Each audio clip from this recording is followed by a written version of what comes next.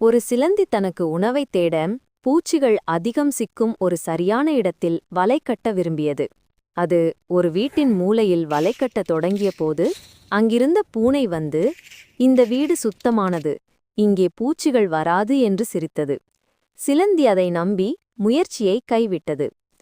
பிறகு ஒரு ஜன்னலில் வலை கட்ட போன போது ஒரு பறவை வந்து, இங்கே காற்று பலமாக அடிக்கும், உன் வலை சிதைந்துவிடும் என்று சொல்ல அங்கிருந்தும் விலகியது. இறுதியாக ஒரு பழைய அலமாரியில் வலை கட்டத் தொடங்கிய போது ஒரு கரப்பான் பூச்சி வந்து, இந்த அலமாரி விரைவில் விற்கப்படும், உன் உழைப்பு வீண் என்று எச்சரிக்க சிலந்தி அதையும் விட்டுச் சென்றது.